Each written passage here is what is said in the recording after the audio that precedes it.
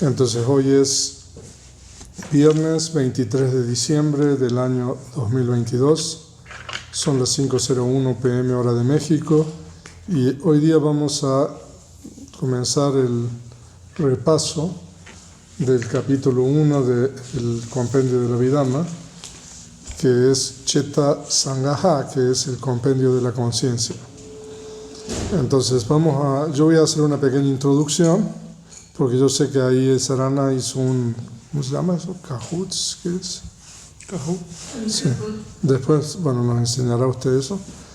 Pero vamos a hacer un repaso. Dijimos que nosotros vamos a ver cómo se comparte la pantalla ahora.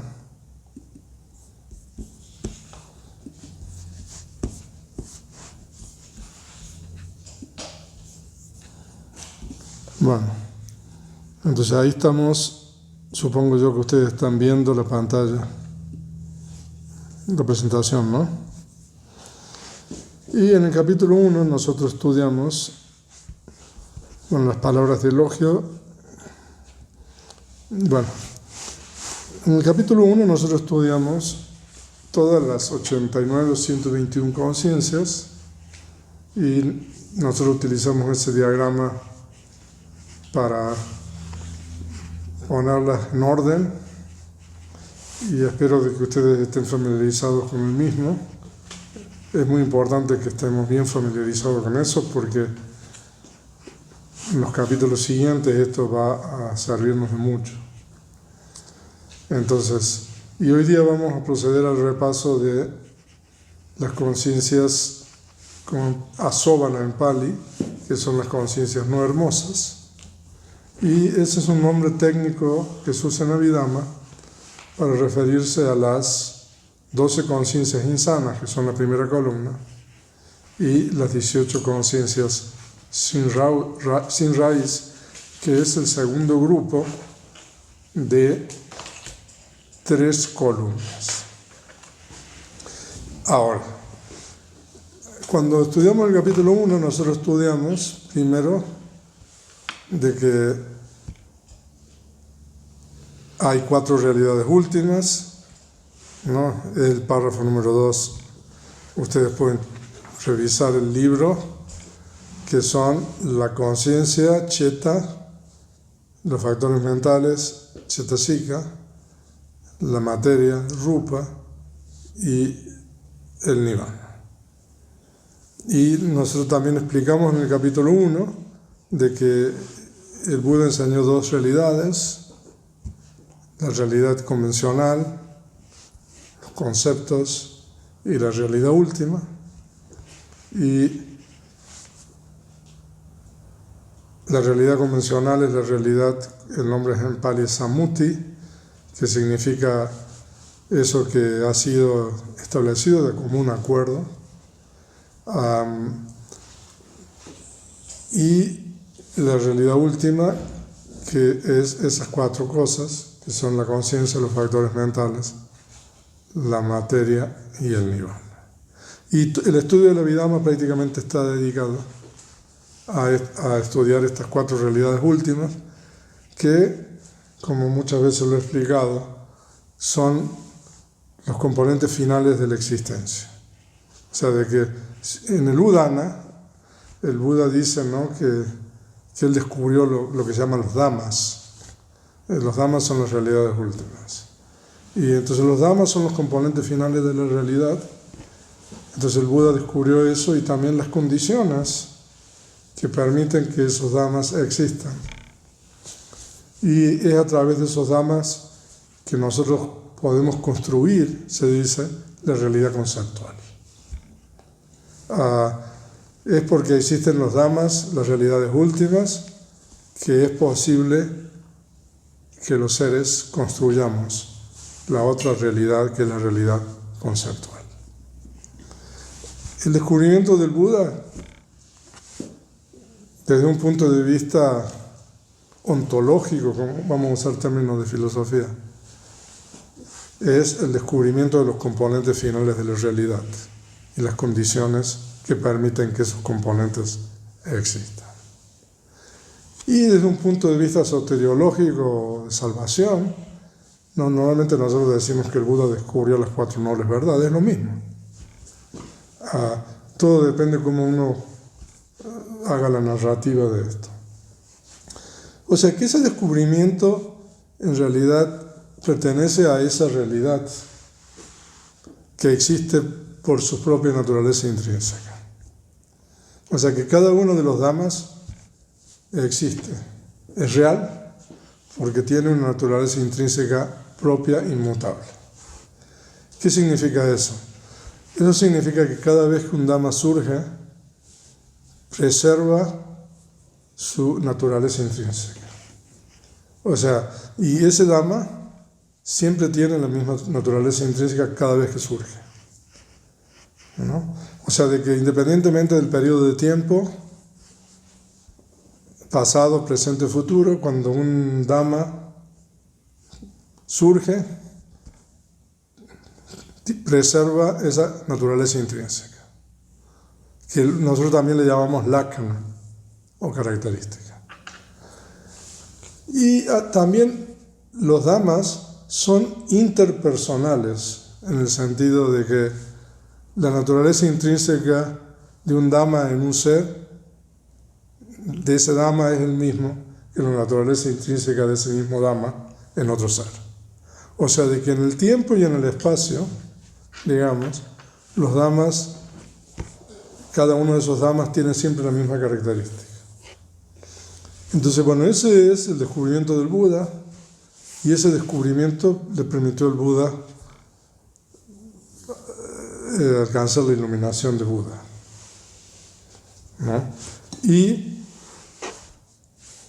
después el Buda tiene que expresar esto, como nosotros estamos haciendo ahora, para que otros puedan comprender eso. Entonces, toda la parte esa pertenece a la realidad convencional. O sea que el Buda necesita utilizar conceptos, el Buda utiliza el lenguaje, ¿no?, para hablar sobre este descubrimiento de la realidad última. O sea, de que cuando nosotros estudiamos Abhidhamma, nosotros vamos a usar conceptos, sobre todo conceptos nombres, y el del lenguaje, para poder hablar de los mismos. Pero nosotros tenemos que entender que los referentes de estos conceptos nombres siempre son las realidades últimas, a diferencia de los otros conceptos que tienen un referente conceptual, ¿no? No sé, si uno ve el perro, lo que uno está viendo es un concepto.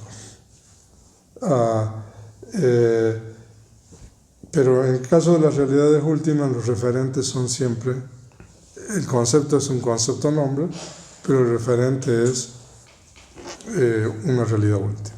Por eso es tan importante estudiar la cuestión de los conceptos cuando uno estudia Abhidhamma. En realidad, en el compendio de la Abhidhamma nosotros estudiamos los conceptos en el capítulo 8. Pero es muy importante la precisión conceptual cuando nosotros estudiamos todo el compendio de la Abhidhamma. Entonces, hay 4 realidades últimas, y esas 4 realidades últimas de la conciencia, los factores mentales, la materia y el elemento incondicionado, ustedes los van a encontrar en la canasta de los discursos, también en la canasta de la Abhidhamma, que se utilizan distintos términos, distintos conceptos para referirse a los mismos. O sea que cuando el Buda habla de las 4 nobles verdades, eso es igual, vamos a poner un signo igual, a las 4 realidades últimas. Pero claro, uno tiene que saber cómo hace esa igualdad, ¿no? ¿Cuál es la primera noble verdad, por ejemplo? La primera noble verdad, ¿qué es? Si nosotros hablamos de las 4 realidades últimas, tenemos la conciencia,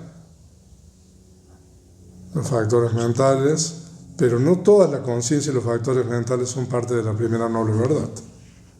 Solamente la conciencia y los factores mentales mundanos. O sea, son los 81 conciencias mundanas y 52 factores mentales. Todas las propiedades materiales también son parte de la primera noble verdad. O sea, de que cuando nosotros leemos los suttas y leemos también el Abhidhamma, nosotros vamos a encontrar distintas categorías. Entonces esas categorías nosotros tenemos que equipararlas siempre con este esquema que tenemos aquí, que estamos usando, de las 4 realidades últimas de la conciencia y los factores mentales. Entonces, si ustedes aprenden eso lo vamos a aprender en el capítulo 7, de una manera compendiada. Pero lo vamos a estudiar en profundidad en el primer libro de Abhidhamma, en el Dhammasankara. Pero es importante entender que el Buda utiliza distintas categorías, distintos términos en la canasta de los discursos y también en la Abhidhamma, y es importante saber cómo se equiparan esas categorías con las 4 realidades últimas que nosotros estudiamos en el compendio. A veces el Buda habla de los 5 agregados en la canasta de los discursos y también en la tercera canasta. ¿A qué corresponden los 5 agregados con relación a las 4 realidades últimas? El primero, pues, a la conciencia, ¿no? Y los otros 3 a los factores mentales. Exactamente. ¿Y qué pasa con el Nirvana? ¿Qué pasa con los agregados, con el Nirvana y los 5 agregados? ¿No está ahí? Está fuera. O sea, de que cuando el Buda habla de los 5 agregados, el Nirvana no se incluye. Pero cuando el Buda habla de los 5 agregados, a veces el Buda habla de 5 upadanakandas, agregados de la adherencia, o el Buda habla de simplemente 5 agregados. También hay que entender la diferencia. Entonces es muy importante la cuestión de los términos, los conceptos, ¿no? Entonces eso yo no sé si lo mencioné en este curso, pero en otras ocasiones lo he mencionado, ¿no? Los 18 elementos, como... Los 18 elementos incluyen las 4 realidades últimas. Las 12 bases sensoriales incluyen las 4 realidades últimas. Ahora, hay que ver cómo se hace cada uno con eso.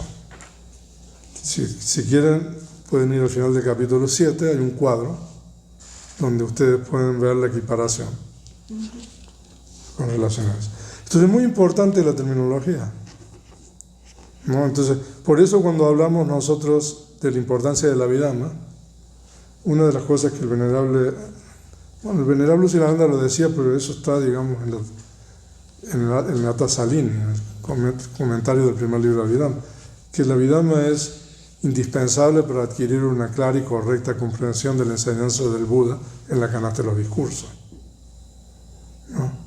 O sea, cuando uno estudia el origen condicionado, por ejemplo, nosotros tenemos que identificar cada uno de los eslabones del origen condicionado con las realidades últimas correspondientes. O sea, de que, entonces, cuando uno estudia Abhidhamma es muy importante la precisión conceptual y terminológica, ¿no? Y la conciencia es la primera realidad. Ahora, la conciencia, como es una realidad última, ¿cómo hacemos para saber lo que es la conciencia? Entonces nosotros tenemos 4 artificios definitorios, no me acuerdo cómo le llamaban eso, de la característica, de la función, la manifestación y la causa próxima. Ahora, la conciencia en realidad siempre tiene la misma característica. O sea, de que en realidad no hay 89 o 121 conciencias. De acuerdo con la característica, la conciencia es una, ¿no? Porque la conciencia, ¿cuál es la característica? Cada vez que surge la conciencia tiene un atributo distintivo, que es conocer, pero conocer en realidad no significa conocer como nosotros entendemos conocer. Conocer significa, yo diría, que establecer el nexo entre el objeto y la base sensorial. Eso es conocer en realidad. La conciencia permite, al establecer ese vínculo, permite que los factores mentales asociados que vamos a estudiar en el capítulo 2 y que ya empezamos, realicen funciones cognitivas básicas, ¿no? Si la conciencia no estableciera esa conexión, por decir así, los factores mentales no pueden surgir. Y entonces la conciencia siempre en sí misma es pura, ¿no? Pero lo que pasa es que como junto con la conciencia surgen los factores mentales asociados, entonces hay factores mentales que determinan la cualidad ética de la conciencia. Y es posible que en el budismo Mahayana hayan tomado este concepto del conocimiento del objeto de la conciencia, ¿no? Porque la conciencia en realidad, digamos, conoce, y la conciencia es pura, para elaborar esta teoría de la naturaleza búdica. O sea, yo opino de que es a través de esto de que se ha elaborado todo esto, ¿no? A través de un simple concepto que nosotros tenemos, que es la naturaleza intrínseca o la característica de la conciencia. O sea que la conciencia cuando surge, o sea que la conciencia siempre es igual. Pero lo que pasa es que cuando nosotros tenemos en cuenta los factores mentales asociados, tenemos 89 o 121 tipos de conciencia. Pero la conciencia, de acuerdo con la característica, es una. Si nosotros tenemos en cuenta los objetos que la conciencia toma, bueno, no podemos hacer un cuadro. Porque la conciencia no hay nada que la conciencia no pueda tomar, ¿no? Entonces este cuadro que nosotros estudiamos aquí en el capítulo 1, o esta 89 121 tipos de conciencia, es en base a una combinación de cosas. Es en base a los factores mentales asociados, es en base al género, yati en Pali, o la clase. Porque ustedes ahí, y también está en base a las esferas. Entonces cuando nosotros combinamos un poco todo eso, tenemos ese cuadro que está ahí, ¿no? Entonces, ¿ustedes se recuerdan la clasificación de la conciencia de acuerdo a la clase? Bueno, ahora voy a empezar a hacer preguntas.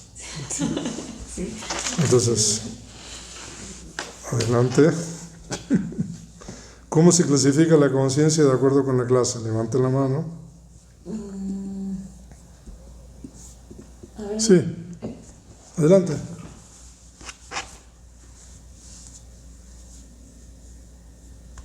¿Héctor? Kusala. Buenas tardes, primero. Buenas tardes. Kusala, Vipaka y Grilla, o Grilla. Ok, entonces, Héctor, gracias Héctor. Entonces la conciencia de acuerdo a la clase se divide en Kusala y Akusala, que eso es un grupo que es lo que produce resultados, ¿no? O sea que Kusala o Akusala produce resultados. Ese es el primer grupo. El segundo grupo es las conciencias que son resultantes o resultados, que pueden ser resultados sanos o resultados insanos. No, ese es el segundo grupo. Y el tercer grupo, como explica Héctor, es Kriya o Kriya en Pali, que es una conciencia que no produce resultado ni es resultado. Entonces, es una conciencia que a veces se traduce como funcional, pero no nos engañemos por las traducciones. Simplemente es una conciencia que surge y realiza una tarea específica y cesa. Pero cuando esa conciencia surge, nos deja una potencialidad, que es la característica de las conciencias que producen resultado, y tampoco es una conciencia que es resultado. Entonces, en ese cuadro que nosotros tenemos ahí, nosotros tenemos integrado eso. Porque ustedes tienen, a partir, la primera columna es insanas, o sea que son acúsala, son conciencias que producen resultados, ¿no?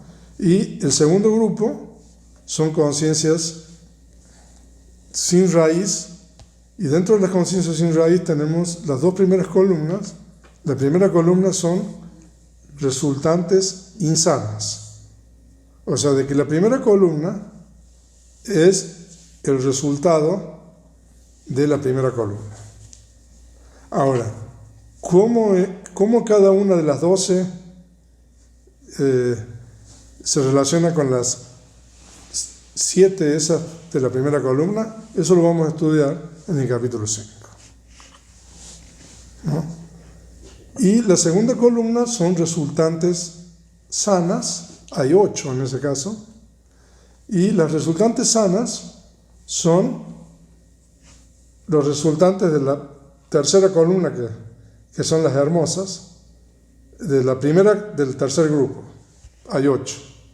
O sea que las conciencias sanas hermosas pueden producir resultados disímiles.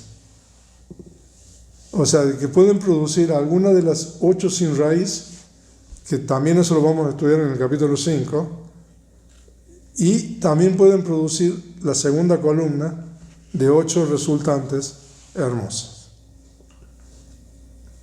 ¿No? Y la tercera columna es del segundo grupo, de sin raíz, son funcionales, como dijo Héctor. ¿No?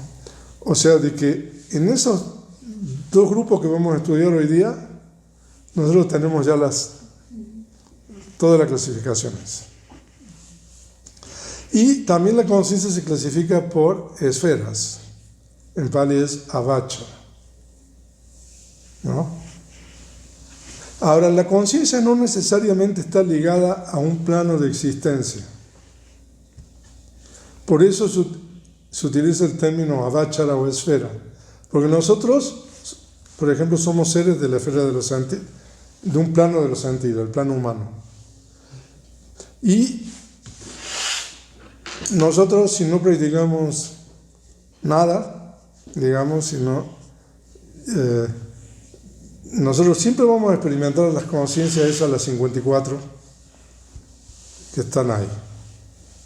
O sea que en el capítulo 4 vamos a estudiar cuáles son las conciencias que un ser de la esfera de los sentidos, porque hay distintos tipos de individuos en la esfera de los sentidos. O sea que de acuerdo al tipo de individuos son el rango de conciencias que puede haber. Pero entonces, las conciencias no necesariamente están ligadas a un plano, pero generalmente ocurren en un plano. O sea que nosotros vamos a experimentar de aquí hasta la muerte, y si no desarrollamos nada más, vamos a reconectar en el plano de los sentidos. Eso es una garantía. Si uno desarrolla otras conciencias, entonces bueno, existe esa posibilidad de que uno reconecte en otro plano.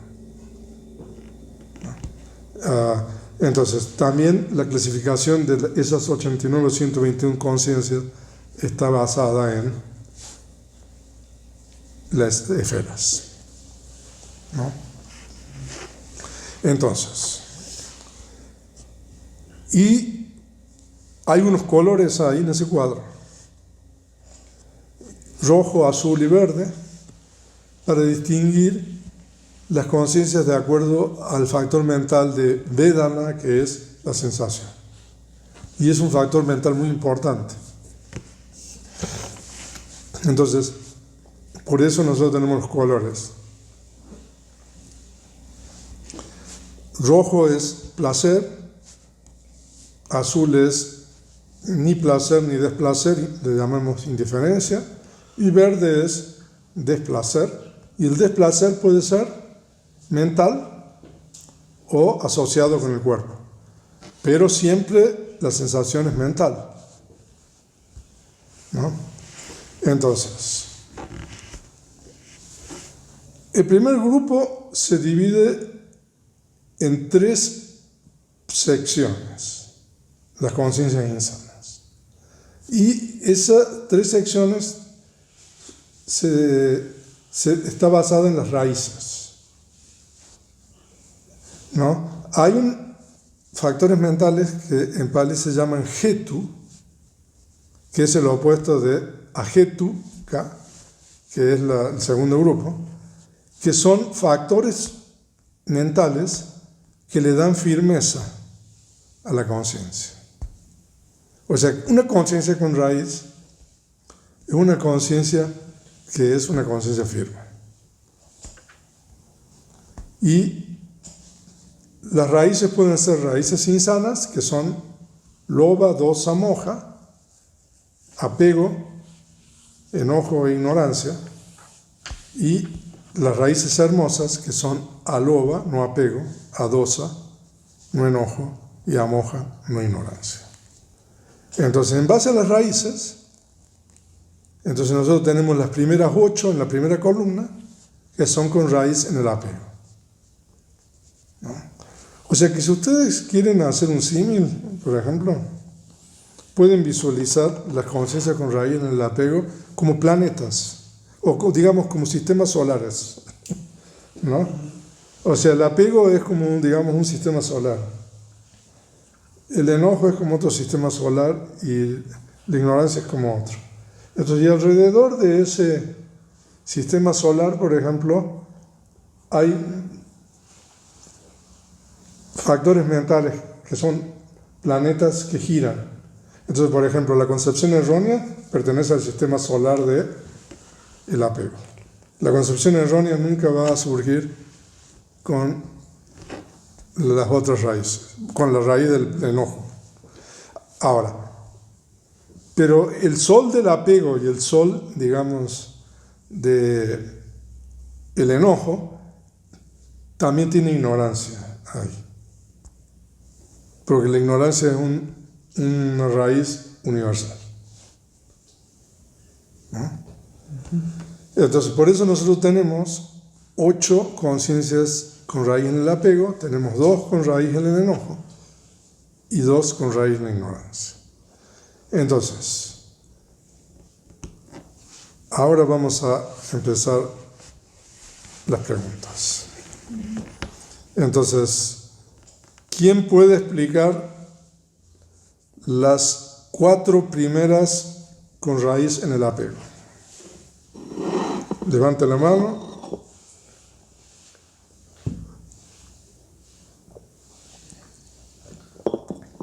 Ok. Adelante.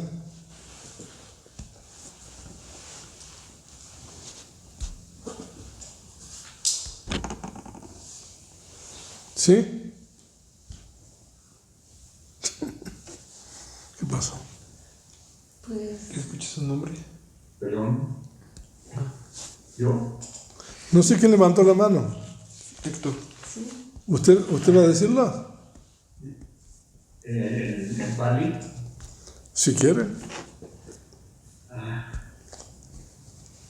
Bueno, es Somanata, Sahagata, Tigata, Sampayutan, Asamkarikana. Es una conciencia con placer, acompañada con placer y asociada con ignorancia, No. inclusiva. No con ignorancia, diti, con concepción errónea. Con concepción errónea, perdón. Sí. Con concepción errónea e inducida. No, espontánea la primera. Asankarika. Es espontánea, Asamkarika. Sí. Asamkarika es la primera. La segunda es Somanasa, Sahagata, Tigata, Sampayuta, Sasankarika, igual que la primera, pero inducida. Muy bien. La tercera es Domanasa, Somanasa, Tigata, Tipayuta, disociada, concepción errónea. Espontánea a Sankarikam y Somanasas, la cuarta, Somanasas, Sahagatan, Vitigata, Vipayutam, igualmente disociadas de concepción errónea, Sasankarikam, inducida. Muy bien. Muy bien. Perfecto. A ver, ¿quién dice las otras 4? Aquí está Cintia que va a decir. Es las azulitas, ¿verdad? con indiferencia, con concepción errónea, espontánea. Con indiferencia, con concepción errónea, inducida. Indiferencia, sin concepción errónea, espontánea. Indiferencia, sin concepción errónea, inducida. Muy bien. ¿Alguien lo sabe en Pali? Uy, eso ya estaba aquí. ¿No? A ver, alguien lo debe saber en Pali. Entonces, Upeka Sahagata, Itigata, Vipayutam, Asangarikam, Ekam. Ekam. Y la otra es Upeka Sahagatan, Ditigata, Vipayutam, Sasangarikam, Ekam. Bueno, está bien. Poco a poco. Está bien. Y Upeka Sahagatan. Ok, no. La número 5 es Ditigata Sampayutam, ¿no? Asangarikam. La número 6 es Ditigata Sampayutam Sasangarikam. La número 7 es Ditigata Vipayuta Asangarika. Y la número 8 es Ditigata Vipayutam Sasangarika Eka. Y las otras dos verdes, ¿quién las dice? A ver. A ver. ¿Cuánta gente hay? Una vez. Yo la digo en grande. A ver, adelante. Buenas tardes. 11. Pero las digo en español. Bueno, estas dos son conciencias con raíz en el enojo, con sensación de desplazar, y la primera es espontánea, o sea, la número 9 es espontánea, y la número 10 es inducida. Muy bien. ¿Y quién dice las otras dos?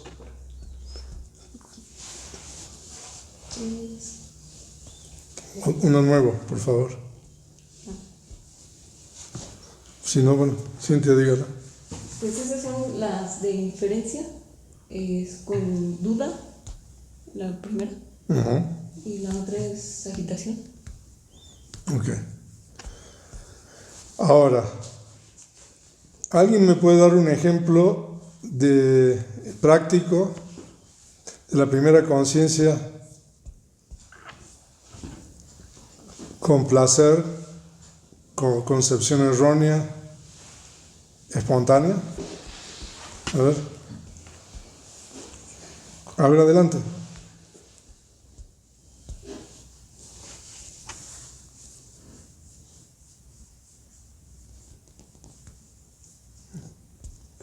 Adelante, cualquiera. Bueno, alguien que quiere robar una manzana para disfrutarla y lo hace de una manera espontánea. ¿Qué dice?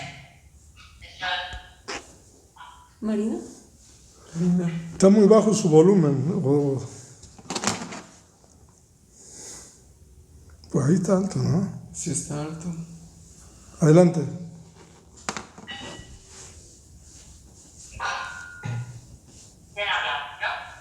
Sí, adelante. Vale, pues esto es como vamos, el ejemplo que se da es un niño que roba una manzana en un puesto de mercado sin saber que está mal.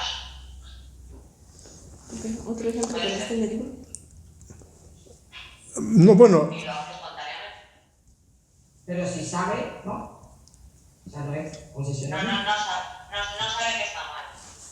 Ah, Esos ejemplos son los del libro, ¿no? Sí. en el libro hay unos ejemplos. Son esos.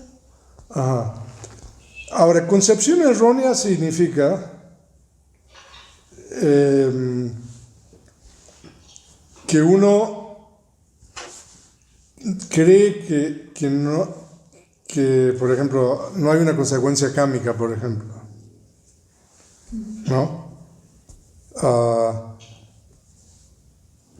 Concepción errónea es diferente que la ignorancia en el Abhidhamma. Eso es importante. Concepción errónea es, por ejemplo, la creencia de que no existe un efecto, una potencialidad de esa acción, ¿no? Entonces, pero a veces uno puede hacer lo mismo sabiendo, ¿no?, de que eso es algo que va a tener un efecto. Entonces, cuando uno lo sabe, entonces ahí no hay concepción errónea, ¿no? ¿Ok? ¿Alguien quiere dar un ejemplo de las conciencias con raíz en el enojo?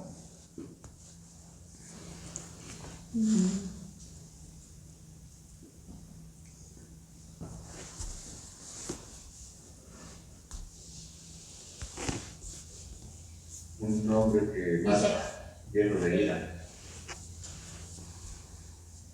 Cualquier acción, sí, por medio de la puerta del cuerpo, del lenguaje o de la mente. O sea, que tenga, digamos, ira, enojo. O sea, lo que pasa es que dosa puede incluir desde simplemente una pequeña aversión hacia algo hasta el odio, digamos, profundo, ¿no? Y cualquier acción, digamos, por ejemplo, de matar, que uno lo realiza intencionalmente, tiene alguna de esas dos conciencias, ¿no? Pero ahí también está la diferencia de espontánea e inducida. También espontánea e inducida, uno le puede decir a otro, ¿no? A ver, o sea, que mate, ¿no? Y la otra persona hace eso por uno. Entonces, en ese caso, es una persona que está inducido por otro o autoinducido, ¿no? También. Entonces, todas estas cosas uno las puede poner en práctica en la vida cotidiana. Y en las conciencias con raíz en el enojo, también eso es un sistema planetario, un sistema solar propio. Entonces, por ahí giran, digamos, los planetas, ¿no? De la preocupación, de la culpa, de, no sé, la envidia, la avaricia. La avaricia, entendiendo el aspecto de la avaricia, no en el sentido del apego, sino en el sentido de no querer compartir algo, ¿no? Entonces, y, por ejemplo, las cuestiones psicológicas, hablemos un poco ahora nos tenemos un retiro de eso, ¿no? Sí. Por ejemplo, la mayoría de los trastornos, estos, por ejemplo, no sé, la depresión, la ansiedad, no sé, fobias, obsesión, compulsión, se me ocurren algunos. O sea, está basado en esas conciencias. ¿Cómo? Raíz en el enojo. Exactamente.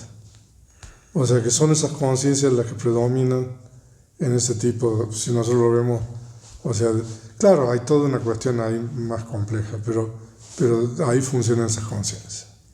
Cada vez que uno tiene, digamos, tristeza, por ejemplo, tiene una conciencia con raíz en el enojo. Cuando uno está aburrido, que no sabe qué hacer, o sea, ¿qué voy a hacer hoy día? ¿No? Entonces, no sé, sobre todo en estas épocas del año. Entonces tiene... Incluso el miedo, ¿no? El miedo también es, exactamente, es dosa. Ya. Claro, porque miedo y tristeza son dos conciencias que tienen raíz en dosa. Exacto. Ahora, Son pasivas, pero... sí, o sea, en realidad no es una cuestión de agresividad, ¿no? Pero las conciencias con raíz en dosa son fáciles de identificar. A lo mejor no es fácil de identificar los factores precisos mentales, pero como siempre la sensación es una sensación de desplacer. Entonces, nosotros partimos de eso. Cuando nosotros podemos determinar si hay desplacer en la mente, Pero es difícil también, ¿no, venerable? Porque la ignorancia oculta también el darse cuenta del desplacer. Y, por ejemplo, le puedes decir a una persona, es que estás enojada. Que no estoy enojada. Pero la ignorancia opaca, nubla esa darse cuenta. sí, Aunque es sí, pero es más fácil darse cuenta del desplacer que de la sensación neutral, ¿no? placer. Sí, el placer también no es tan difícil, pero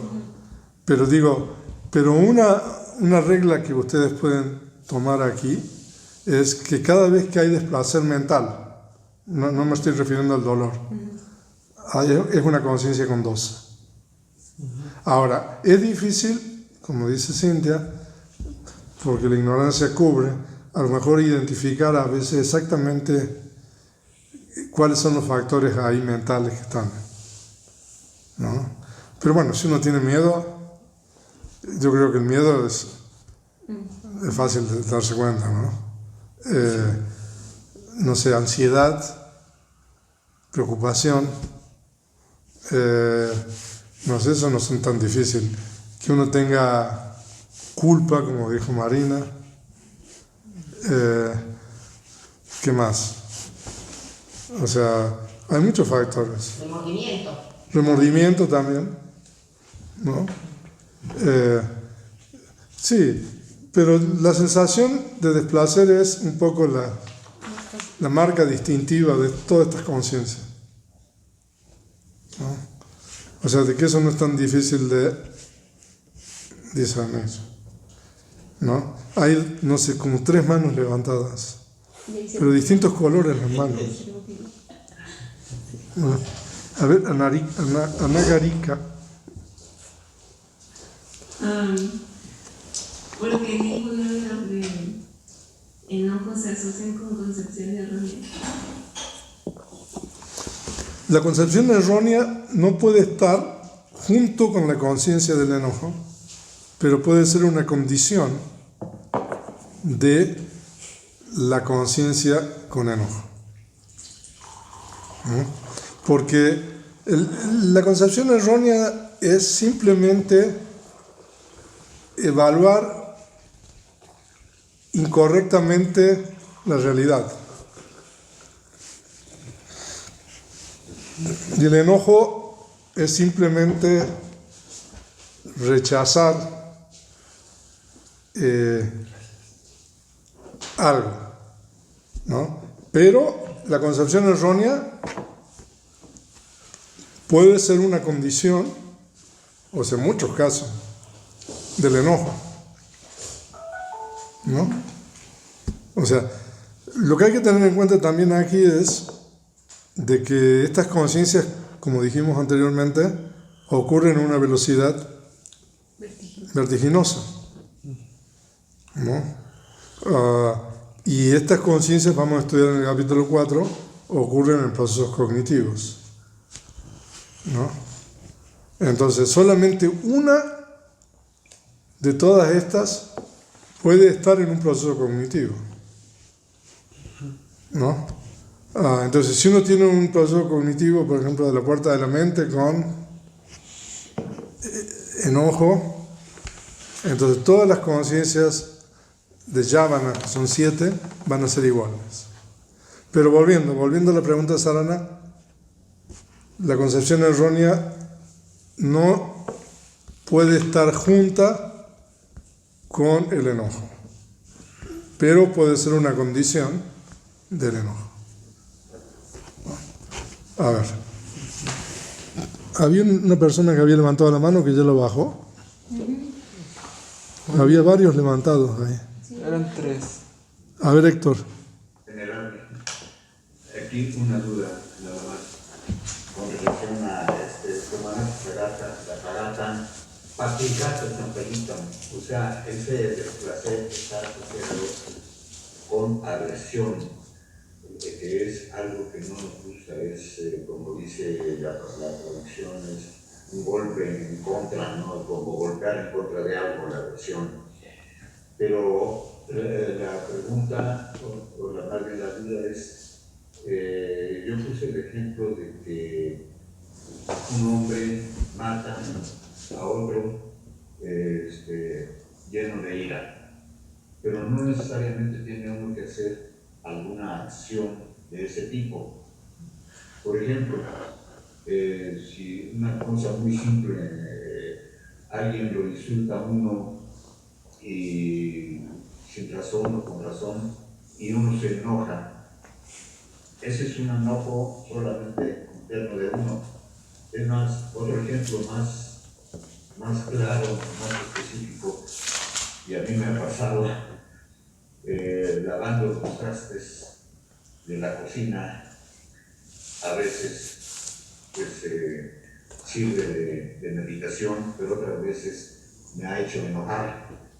Ese es un enojo, ese es un típico enojo que puede provocar ira o aversión. En ese caso es también una conciencia de ese tipo, ¿verdad? Sí. Y en ese caso es espontáneo, no es inducido. O sea, los trastes, los platos no me están induciendo a mí a enojarme. Yo soy el que me estoy enojando por una acción que no me gusta. Es entonces un enojo espontáneo. ¿Es Sí. correcto? Sí, correcto. Y ahí es muy bueno ese punto, lo que está diciendo, porque normalmente el enojo surge con relación a seres sintientes, pero el enojo puede surgir también con relación a, por ejemplo, eso. O a veces, no sé, uno se enoja con el clima, o uno va caminando y se tropieza, ¿no? Y eso tiene un nombre en Pali, que es algo así, atana en Pali. Atana vimos el término, yo creo, en el Ratana Sutta, ¿no? Ese término de atana, aditanani, ¿no? Que hablamos de las 6 acciones mayores, una cosa así, ¿no? Bueno, el término atana o atana significa, bueno, cuando uno se enoja con algo que no es un ser sintiente, es un enojo como si estuviera fuera de lugar, ¿no? Entonces, cuando uno se enoja con cosas que no son seres sintientes, ¿no? O sea, eso es bien interesante. Pero sí, o sea, cualquier cosa, aunque uno no diga nada o haga algo hacia otros, y aunque sea el objeto que no es un ser sintiente, ¿no? O a veces, no sé, uno abre el agua caliente, no se quema la mano, ¿no? O sea, uno se puede enojar ahí. O sea, Cuando te pegas el dedito de pequeño ¿cómo? en el mueble. Cuando te pegas el dedo pequeño en el mueble, que te enojas con el mueble. Sí, o con uno, ¿no? Sí, o sea, o uno a lo mejor ve un cabello en la comida, ¿no? Entonces, si en un restaurante uno se va a enojar a lo mejor con el mesero, ¿no? O la mesera. No, o sea, desde lo más sutil hasta el odio se incluye, ¿no? Y cada acción de matar o dañar seres sintientes está basada en esa conciencia, ¿no? Ya sea individual o colectiva, en una guerra. O sea, imagínense cuando uno da órdenes y tiran bombas y bombardean y todo eso. O sea, pero bueno, hay otra pregunta ahí de la mano levantada. ¿Cómo se llama? Edel. Adelante. Buenas tardes. Buenas tardes. Estaba pensando en algún ejemplo sutil del enojo y pensaba, por ejemplo, trato de meditar, en el momento que trato de meditar y oigo música. La música es bonita. En ese momento a un nivel sutil, creo que sería no.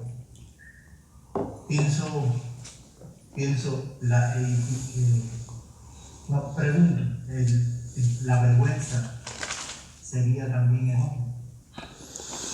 La vergüenza es un factor mental sano dependiendo a ver cómo entendemos la vergüenza.